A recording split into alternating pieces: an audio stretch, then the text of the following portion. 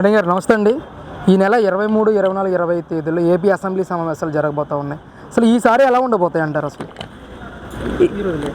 ఈసారి ఎలా ఉంటాయంటే ఫ్యామిలీ అందరూ అసెంబ్లీ సమావేశాలు తగ్గగా ఉంటాయి. ఇంతకుముందు ఆ జగన్మోహన్ రెడ్డి పరిపాలనలో అసలు అసెంబ్లీ దగ్గర కూర్చొని అసెంబ్లీ కార్యక్రమాలు ఏం జరుగుతున్నాయి 5 ఏళ్ళు అందరూ మర్చిపోయాం.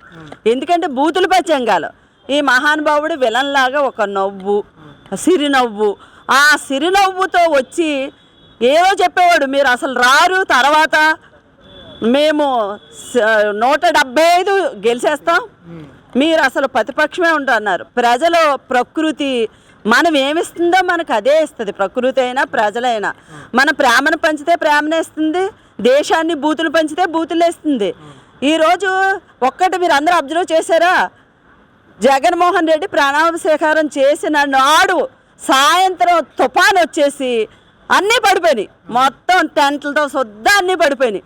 అంటే ఆ రోజే ప్రకృతి రాక్షసుడు వస్తున్నాడమ్మా, మీ ఆంధ్ర రాష్ట్రం పాడైపోతుందని ఆవిడ సూచనలు ఇచ్చింది ప్రకృతి. ఈ ప్రజలు అప్పుడు కొంచెం ఒక్క అవకాశం అనే భస్మాసురుడు నెత్తి మీద చెయ్యేసుకున్నట్టు ప్రజల నెత్తి మీద చేయేస్తాడని ప్రజలు కనిపెట్టలేకపోయారు. ఈరోజు ఆవిడ పాప సూచనలు కూడా ఇచ్చింది ప్రకృతి. అదే చంద్రబాబు నాయుడు గారు నిన్న ప్రణవ స్వీకారం చేశారు. ఎంత కన్నుల వైకుంఠం పండగ, అందరి ముఖాల్లో కొన్ని కోట్ల రూపాయలు కలిసి వస్తే వచ్చే ఆనందం కనిపించింది. ఇవాళ ఒక రాక్షసుడి నుంచి ఆనందంగా మన రాష్ట్రాన్ని కాపాడుకుంటున్నామనే ఉద్దేశంతో.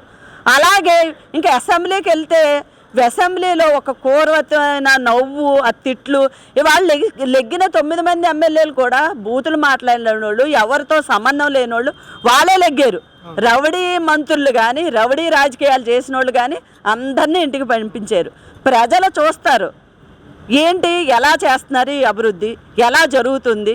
ఇవాళ ఒక 18,000 మహిళలకు ఇచ్చేస్తే అది గొప్ప, నేను లెగ్గేస్తాను మీరు ఇంటికి వెళ్ళిపోతారు అనుకున్నారు. అది కాదు, ఆ కొడుక్కో కూతురుకో నెల 18,000 వస్తే సంవత్సరానికి వచ్చే అమౌంట్ లెక్కేసుకుంటారు. వాళ్ళు భిక్షానికి ఇచ్చే 18,000 ఎవరు లెక్కేసుకోరు. అలాగే మేము చేయలేదు మీరు ఎలా చేస్తారు అంటున్నారు. బాబు వస్తేనే అభివృద్ధులు వస్తాయి. ఆయన వస్తే వనరులు ఎలా సంపాదించాలో ఆయనకు తెలుసు. ఆ వనరులతో మాకు అన్నీ ఆయన లేడీస్కి చేసే బస్సు, ఉచిత బస్సు కానీ, అలా 1,500 కానీ, అలాగే నిరుద్యోగులది కానీ, రైతులకి ఇచ్చే కానీ ఇవన్నీ చేస్తారు. అసెంబ్లీకి అంటూ తను రాలేడు. ఎందుకంటే కూర్చోబెట్టి గుంజేలు తీసి ఒక తండ్రి కంటే స్థానంలో ఉన్న తండ్రి లాంటి అసలు అలా అవమానపరిచాడు. ఆయన అవమానపరిచి అసెంబ్లీకి ఆయన అలా చేసిన రోజున ఆయన చెప్పాడు, నేను మళ్ళీ ముఖ్యమంత్రి అయితే కానీ నేను అసెంబ్లీలో అడుగులు పెట్టాను అని అన్నారు. ఆంధ్ర ప్రజలందరూ ఒకప్పుడు చెయ్యెత్తి దండం పెడుతున్నాను, ఆంధ్ర ప్రజలు గొర్రెలు అన్నారు. కాదు, తెలివైన వాళ్ళు విజ్ఞానవంతులని నిరూపించుకొని చంద్రబాబు నాయుడు గారిని మంచి మెజార్టీలతో గెలిపించి ఆయన అసెంబ్లీలో కూర్చోబెట్టారు.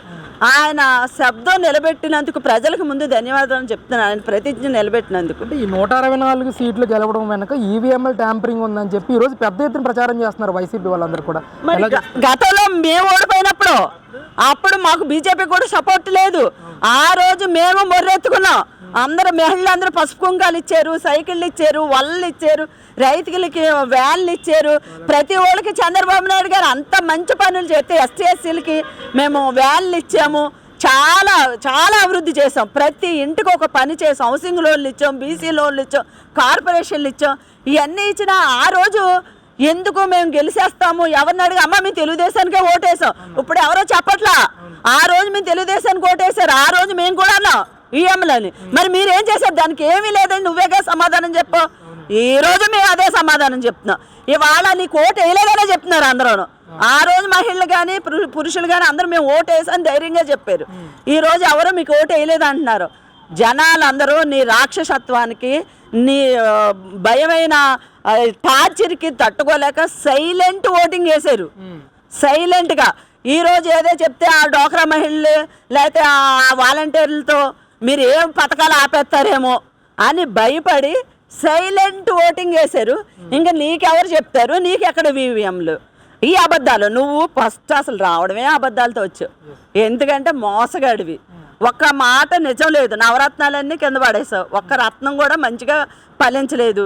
ఇవాళ ఏది ఫస్ట్ సబ్జెక్ట్ మాట్లాడితే మహిళల కోసం మాట్లాడి మందు తీసేస్తాను, నేను అది తీసేస్తాను, నేను మందు అది చేస్తాను అన్నావు. 260 రూపాయల కాయ 250 రూపాయలు చేసావు. అది కూడా తాగి పుత్తుల తాళ్ళు తెగిపోయిన మహిళలు ఎంతమందో ఉన్నారు. మేము లోకల్ తిరుగుతుంటే అమ్మ మా ఆయన ఆడు మందు తాగి చచ్చిపోయాడని. కొంతమంది జగన్ బ్రాండ్లు తాగలేక మందు మానేశారు కొంతమంది. అంతేగాని నువ్వు మానిపిద్దామన్నా ఎవరు మందు మానలా. నువ్వు అసలు ఎక్కువ రేట్లు పెంచేసావు. రోజు 500 తెచ్చుకున్నాడు, 60 రూపాయల మందుకాయ కొనుక్కొని 450 రూపాయలు ఇంట్లో ఇచ్చేవాడు. ఇవాళ 250 300 పోతే భార్యకు కూడా డబ్బులు ఇచ్చే పరిస్థితి లేదు. నీ వల్ల రాక్షస పరిపాలన. అసలు ఏ రోజు ఎన్ని సంవత్సరాల నుంచి మేము తెలుగుదేశం పార్టీ పెట్టిన దగ్గర నుంచి పార్టీలో పనిచేస్తున్నాం. ఎన్టీ రామారావు గారు పార్టీ స్థాపించిన కానించి. కానీ ఇలాంటి ముఖ్యమంత్రుల్ని మా వయసులో మేము ఎప్పుడు అసలు కని విని ఎరగం. రాష్ట్రంలో కానీ ప్రపంచంలో కానీ దేశాల్లో కానీ అలాంటి ముఖ్యమంత్రి వెళ్ళిపోయినట్టుకు ఆంధ్ర ప్రజలు ఈ కాని సుఖపడతారు. ఇంకొక అవకాశం నేను నడుస్తాను, రోడ్ల మీద పాదయాత్ర చేస్తాను, నాకు అవకాశం ఇచ్చేయండి, నేను చేసేస్తానంటే పెచ్చోళ్ళు ఎవరో లేరు. నువ్వు ఈసారి అయితే మనుషులు ఎవరైతే బలంగా ఉంటారో వాళ్ళ కిడ్నీలను తర్వాత ఊపిరితిత్తులు అమ్మేస్తావు. ఇంకెందుకంటే అమ్మడానికి ఇంకేం లేవు కాబట్టి. కాబట్టి ఎవరు బలంగా ఉన్న మనుషులు కూడా బీహారో తీసుకెళ్ళి అమ్ముతావనే భయంతో నువ్వు ఎన్నిసార్లు ప్రజల చుట్టూ తిరిగినా ఆయాసం తప్ప ఏమీ లేదు. నిన్న మొన్న చెప్పారు నీ ఇంటి చుట్టూ 3 రోడ్లు బ్లాక్ చేసావంట. ఆ బ్లాక్ చేసి ఎవరిని కనీసం పక్కన లేబర్స్ని కూడా వెళ్ళలేదంట. ఈరోజు వాళ్ళు చాలా ఆనందపడ్డారు. చంద్రబాబు నాయుడు గారు వచ్చారు, మాకు రోడ్లు ఓపెన్ చేశారు. ముఖ్యమంత్రిగా మేము గౌరవిస్తాం, కానీ ఎంత అరాచకాన్ని మేము ఎక్కడా చూడలేదు. కాబట్టి ఆ రోడ్డుకి నందమూరి తారక రామారావు గారు అని రోడ్డు పెట్టమని ప్రజలు కోరుకుంటున్నారు. అంటే రామారావు గారే సృష్టికి ప్రతి సృష్టి. దాన్ని నిలబెట్టే ఆయన చంద్రబాబు నాయుడు గారు ఇంకా అతని బాటలో నడుస్తూ తెలుగుదేశం కార్యకర్తలు కానీ నాయకులు కానీ పార్టీని కానీ ఈ 72 ముసలోడు అన్నాడు. కుర్రనా కొడుకు ఎంత అమ్మా అసలు ఆయన తల్లో ఇంటికి చింపి చూపిస్తే మొదల చివర చెప్పలేని నాయకుడు ఈయన. అలాంటి నాయకుడు ఆయన గురించి మాట్లాడుతున్నాడు అంటే అదేమి కాదు. ప్రజలకు తెలుసు. ఈరోజు మీడియా ద్వారా అందరూ ఏం జరుగుతుందో చూస్తున్నారు. అలాగే సెల్లో మీడియా ఇవంతా చేతిలోని ప్రపంచం అంతా కనబడుతుంది. అందుకు ప్రజలందరూ ఒక గుణపాఠం చెప్పి తెలుగుదేశం పార్టీని ఎంత మెజార్టీతో గెలిపించినందుకు ధన్యవాదాలు తెలుపుతూ సెలవు తీసుకున్నా. నేను రాష్ట్ర మహిళా ఉపాధ్యక్షురాలు దాసరి కృష్ణవేణి.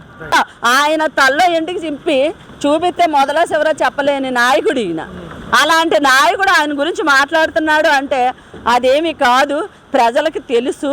ఈరోజు మీడియా ద్వారా అందరూ ఏం జరుగుతుందో చూస్తున్నారు.